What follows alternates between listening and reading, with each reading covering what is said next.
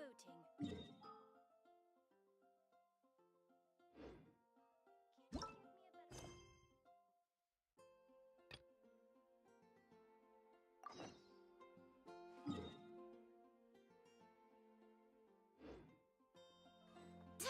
Barbados, guide us.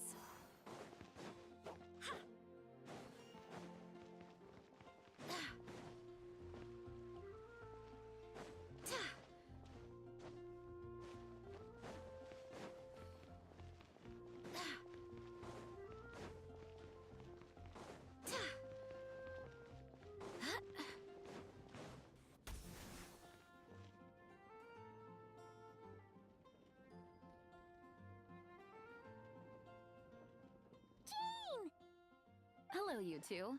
I'm glad you got my letter. Duran's awake and waiting on the bench over there. I'm here if you need help. Just give me a shout. Don't worry about us. We'll be fine. Oh, hey, you two. I just remembered what happened right before I passed out. Thanks for holding me back. I shudder to think what might have happened if you hadn't. I'm fine now. It's just... a lot of people seem to have forgotten me. Don't worry. We'll figure out a way to fix this. Why don't you start by telling us what happened? It felt so strange. After I realized no one recognized me anymore, I suddenly felt like I'd completely lost contact with my body. Abyssal power lies sealed within this body I inhabit. So when I lost my connection to it, I lost control of that power too. It wasn't until I heard everyone calling my name that I was able to reconnect with my body. You lost contact with your body? Does that mean there's something wrong with it? Sounds like we need Albedo more. I don't think the problem lies in Albedo's alchemy. Huh. But then, why are people forgetting you? Guess that's what we need to figure out. That means we need Alice for sure. But it's been ages and she still hasn't been in contact. Now would be a really good time for a hint. How could the story's budding branches even hope to reach beyond the towering walls?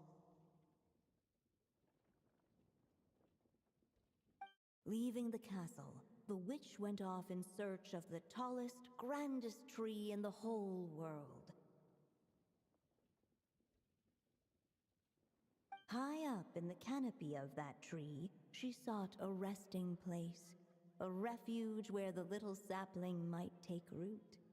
Go to that place, for it was there that the sapling felt its first breath of wind. Huh? Was that another clue? Does that mean the story isn't over yet? Leaving the castle. It just occurred to me. If this story is all about my own experiences, then wouldn't what happened after I left Simulanka be part of it too? But how could she possibly know exactly what would happen? And even if she did, how could we know when the story was complete? Yeah. Since we can't reach Alice right now, we'll just have to get to the bottom of this ourselves. But first, we gotta figure out where this riddle wants us to go. The tallest, grandest tree in the whole wide world. Huh. The only place that ever gave me that feeling was the one I ended up in right after leaving Simulanka. They had great coffee there, too. And so many books you'd never run out of things to read. Think about it. Our search in Mondstadt began in a library, right? Well, Sumeru City's got one of those, too. And it's absolutely huge. What do you say? Should we try looking there? Huh. That does kind of make sense. And it's not like Paimon's got a better idea. Alright, let's just give Jean and the others a heads up first. Well, it sounds like you've got a plan, so I won't interfere. All I ask is that you stay safe. Albedo won't be back for some time, and until he is, we can't know for sure how dangerous Duran might be in his current state. I'm so sorry about what happened before. Believe me, I'm not blaming you, and neither is anyone else here. If anything, it's the opposite. We're all just worried about you. Worried? About me? Come with me. I want to show you something. As soon as they heard you were awake, they all hurried over to see how you were doing. You all... A little birdie told me you're working on finishing a storybook. So maybe all those people losing their memories is just a plot twist, waiting to be... Miss Lisa, you always seem to know how to put my mind at ease. Please, everyone, don't worry about me. When I get back, I'll find a way to complete my mother's story, and the one we started, too.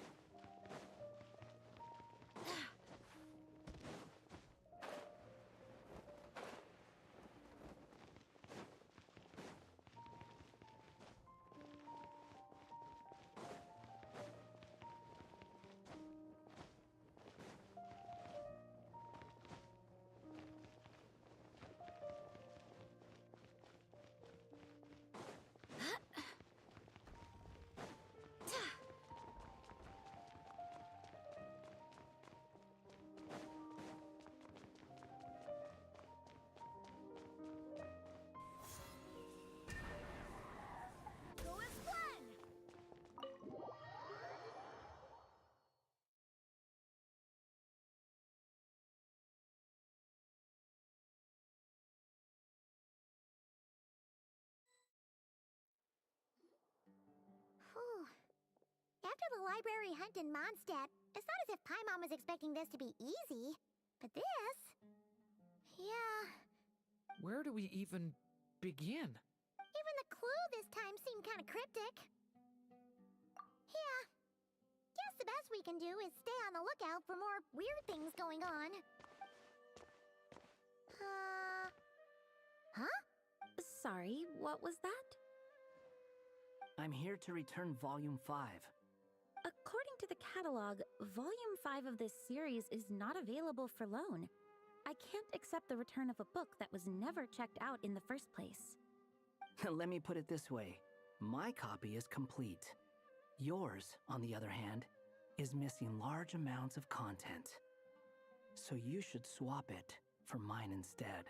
Sir, you have to understand. Managing a library is a serious business, and we have protocols in place for this kind of thing. I can't just replace an important volume in our collection based on nothing more than your word. Hey! Look what the Wandering Tom dragged in! Oh, it's you. And, what is it you're doing here? I'm a traveling scholar, as you know. Isn't a library the most natural place for me to be? Well, the last time we saw you was all the way in Notcry.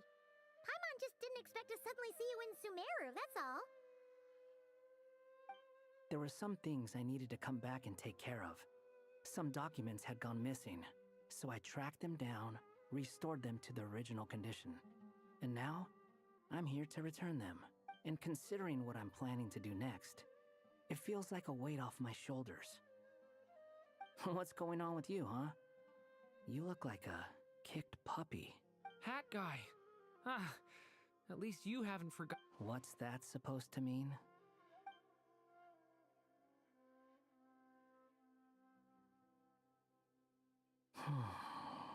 So it's been getting worse. Sounds like you know something we don't. After he left Simulanka, he spent some time traveling Sumeru with me.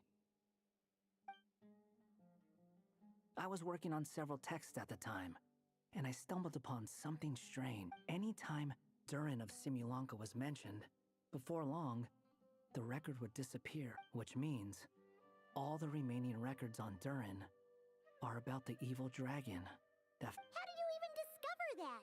If I remember correctly, Hat Guy loved the time he spent in Simulanka so much that he started writing a travel log. That's besides the point. The fact is, you're not affected by the ley lines of this world. I'm sure you can grasp the implications of what that means. His case is different from mine. It's more like the world itself refuses to accept his existence. It started with a few written records, but now, it sounds like it's spread to people who never met him or didn't know him well. At this rate, the whole world might forget him altogether. The whole world? But that includes all my friends in Mondstadt, and even Hat Guy, too. So that's what you've been worried about all this time? Why didn't you just tell me? There are more important questions right now, like figuring out how to fix this.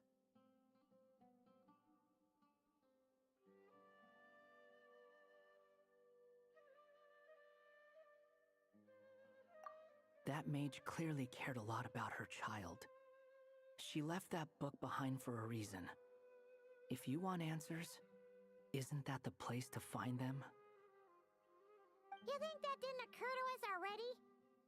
Problem is, we need to find the memory that unlocks the next chapter first. Mind if I take a look?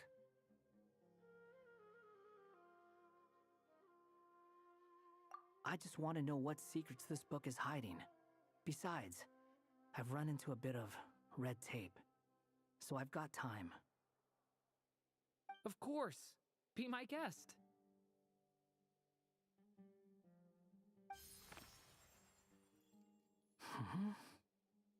So, the memory we've been looking for was about you all along?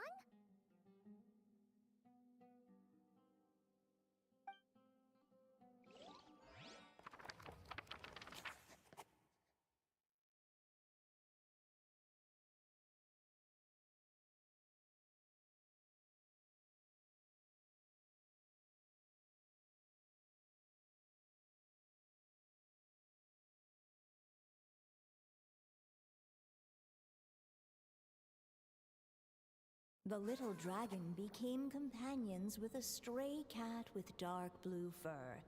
It was a friendship born of all they had in common. He left his castle at the stray's invitation, setting out to explore the world beyond its walls. There, he grew fond of the outside world, eager to make friends and share the story of his life. Taken by the dragon's story, the stray tried to write it down. But he soon realized that no matter how he tried, it would always warp into the evil dragon's tale.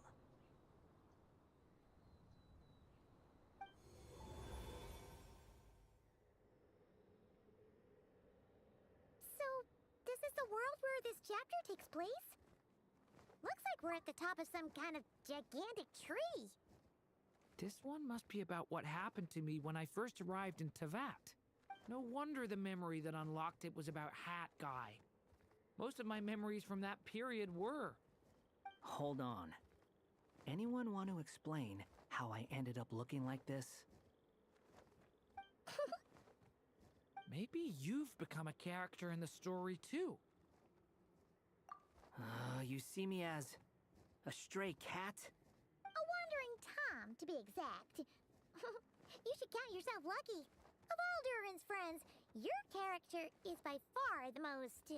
Maybe it's because I've known Hat Guy for longer, so my impression of him is more vivid than the other. Vivid? Then how come you haven't changed one bit? Guess that means the impression the Traveler left was so vivid, it didn't need changing. Hello, everyone! Ready for today's adventure? It's the storybook, Durin. Oh. So you're not playing yourself in this one? Does that mean the two of you have even more memorable roles to play? Where are we going today, kitty cat? Whatever. Just follow me. Same as always. Okie dokie! Can we chat along the way? If you have something to say, just say it. Was that seriously how the two of you communicated when you first got here? Yep. Anyway, how do we get ourselves out of here? Usually, the narrator gives hints to help us figure out what to do. Speaking of which, about time we got some of those, don't you think? The story's vines had woven themselves together into a giant tree, the boughs of which a little storyless dragon now paced, homeless among its leaves. He had to find a way to leave this place and set off in search of a home of his own.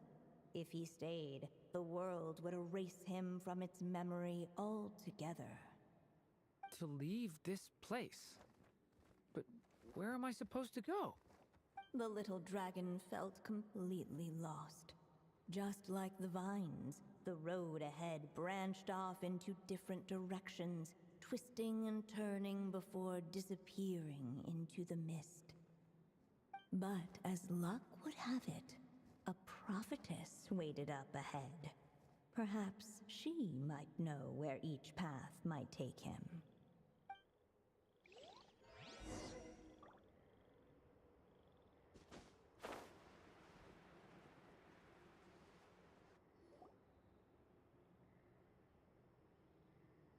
Oh, you must be the little lost dragon. It's true. My friends and I are lost. This meeting was no accident. The prophetess was in fact the seer witch, here to present her promised gift. The seer witch. Oh yeah! That's Mona's teacher, right? The old hag? Insolent child. I am the seer witch, your prophetess, not some old hag. Sorry! Now, little lost dragon, I have come to bestow the gift I once promised. A prophecy. A prophecy? Hear me now, for my prophecy is this. One day, the dragon from beyond the castle shall be reborn, and none may avert its coming. The wind took the prophecy and swept it off into the distance. And so, the little dragon was shown a path to wander. As far as I remember, once that alchemist from Mondstadt learned about the prophecy, he chose to stand with you against the evil dragon. So, what does any of this have to do with you being forgotten? Oh, wise witch of prophecy. Could we trouble you with another question? As enigmatic as she was elegant, the seer witch spoke no more, for her thoughts had long since returned to the starry fur.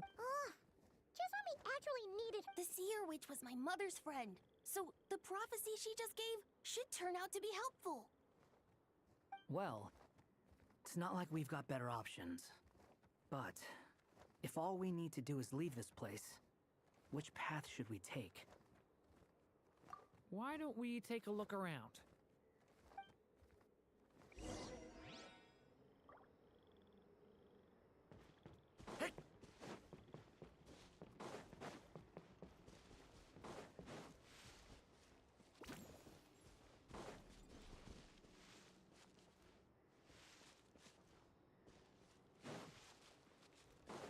The wind kept blowing, but the little dragon had not yet.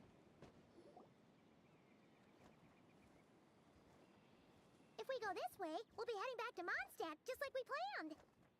Out of all the options so far, this seems like the safest, right? At least we know what happens next. He helps stop the evil dragon from returning, gets a new body, makes a whole bunch of friends, who all just forget about him. But you didn't forget, Hat Guy. I'm just saying, choosing this path wouldn't solve the main problem. You'd still end up being forgotten. Huh. I'm not against choosing this path. I just wonder what secrets it might be hiding. Let me think about it.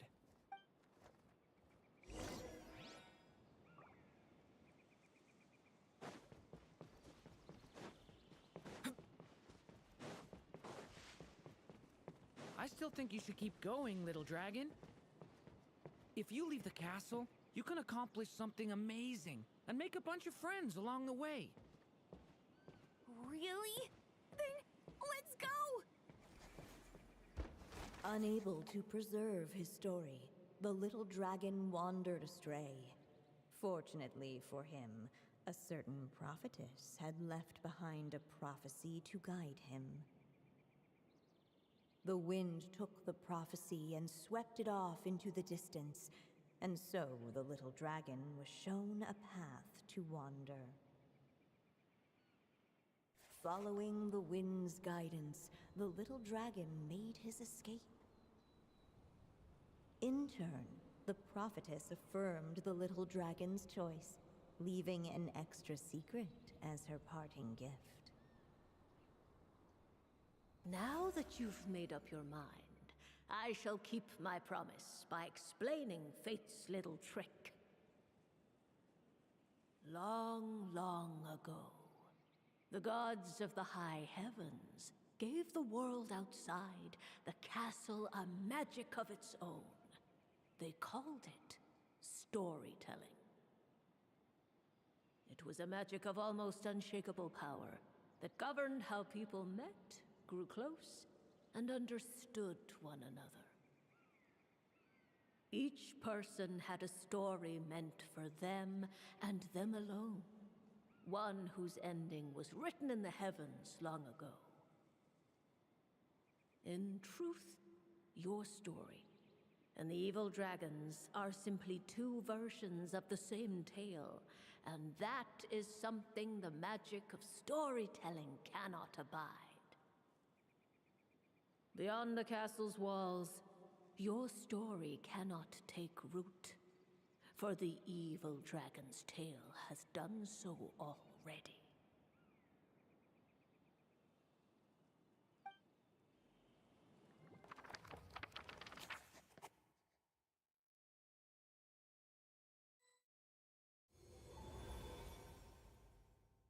So, that was the secret? Huh.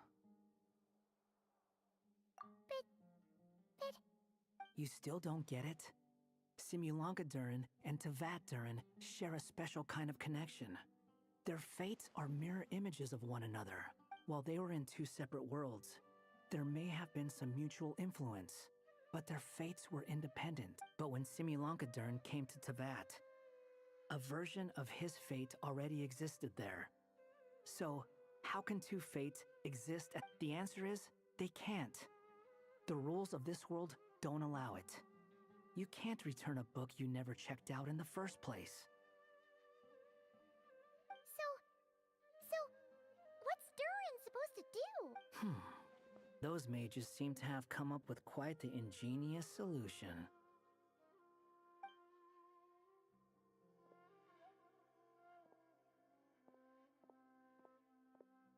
I'm here to make a As I said, there's no record of volume. Then just think of this as Volume 6. Based on what I know, the author was planning on publishing another volume anyway. The catalog does have a slot reserved for volume 6, so... Sure, let's go with that. All you need to know is, I'll be the one writing this series from now on. You...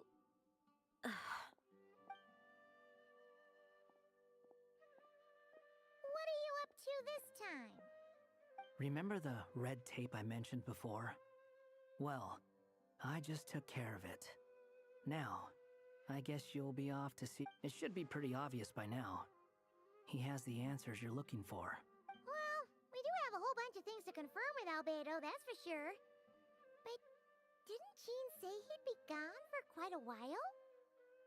I'll join you. Just let me know when it's time to go. Hat guy? Don't sound so surprised. I'm part of this story too, aren't I? I'm just playing my role. Well, yeah. But it's not that. I just feel like you want to help, but... When I first realized you were being forgotten by the world, I thought it might be because you spent too much time with me. I even thought cutting our ties might be the only way to fix it. Why would you think that?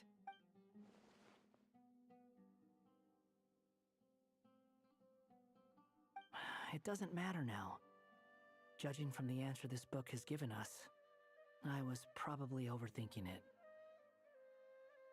Just as well, with the ley lines rejecting him like this, the people who still remember him are his only remaining connection to this place. If that last fragile tie was broken, who can say what devastation his unbound body might unleash? And to think I'm one of the people keeping you here, instrumental in helping change your fate. Can't say I saw it coming. Well, if it's good enough for Hat Guy, it's good enough for me. After all, he is about as odd as humans get. Excuse me? With some people, even if you try asking a simple question, they'll always give you a complicated answer. And the more you ask, the more complicated it gets. Truth is, Hat Guy's just that kind of guy. Whatever. All I needed was a yes or no, so we can quit it with all the back and forth.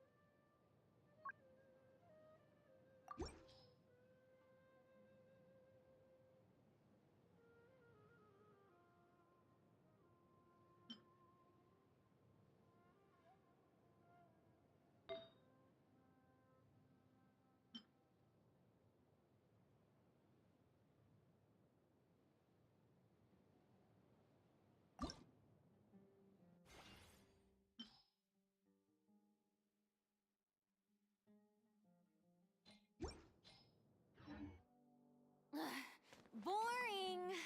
Isn't there anything else more interesting to do?